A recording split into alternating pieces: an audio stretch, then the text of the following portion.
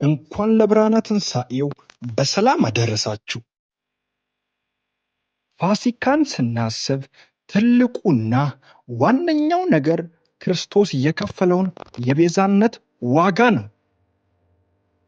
ከዓርብ ስቅለት እስከ ትንሣኤው ድል ድረስ የተከናወነው ታላቅ ሥራ ነው። የሰው ልጅ የታሪክ አቅጣጫን የቀየረበት ወቅት ነው።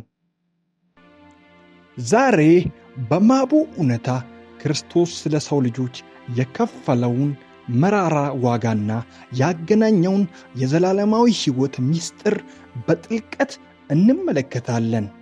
አብራችሁን ቆዩ። ማቡ እውነታ።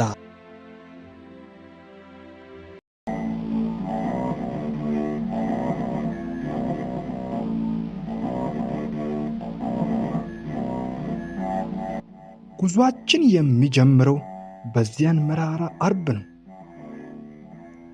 ክርስቶስ ያለምንም ጥፋቱ እንደ ወንጀለኛ ተቆጥሮ የእሾህ አክሊል ተደፍቶበትና ተገርፎ ወደ ቀራንዮ ኮረብታ አመራ።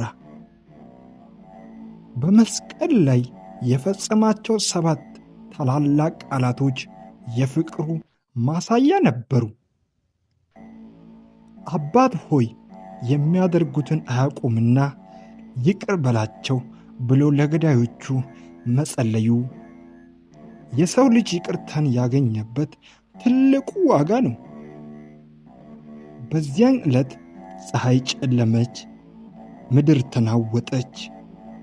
የሕይወት ባለቤት ስለ ፍጥረት ሁሉ ሲል ሕይወቱን አሳልፎ ሰጠ። ይህ ለሰው ልጅ የተከፈለ ወደር የማይገኝለት ውድ ዋጋ ነው።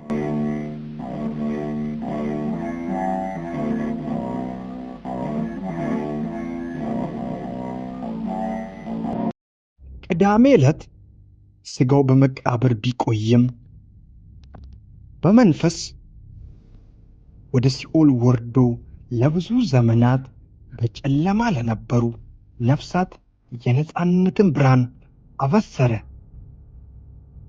በሞቱ ሞትን ድል አደረገ፣ የሲኦልንም ደጆች ሰባበረ። ይህ ቀዳም ሲኦል ይባላል። ጾሙ የሚሻርበት ሳይሆን የሞትና የጨለማ ሥልጣን የተሻረበት ዕለት ነው። ክርስቶስ በመቃብር ውስጥ ያሳለፈው ጊዜ የሰው ልጅ ከመቃብር በላይ ተስፋ እንዳለውና ሞት የመጨረሻ ምዕራፍ እንዳልሆነ ያረጋገጠበት ታላቅ ሥራ ነው።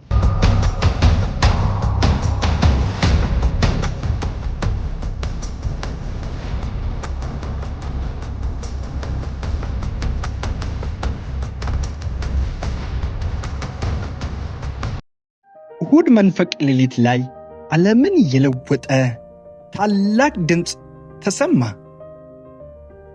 ክርስቶስ ሞትን ድል አድርጎ ተነሳ። መቃብሩ ባዶ ሆነ፣ የሞት መውጊያው ተሰበረ። ይህ ትንሣኤ ለሰው ልጆች ሁሉ አዲስ ተስፋን የሰጠ ሆኗል። መቃብርን ጥሶ መውጣቱ እኛም በቀጣይነት ለዘላለም ሕይወት እንደምንነሳ ትልቅ ዋስትና ሆኖናል። ፋሲካ ማለት መብላትና መጠጣት ብቻ ሳይሆን ይህንን የሞት ድል መነሳት፣ አዲስ ሕይወት ማግኘት የምናከብርበት የድል ቀን ነው።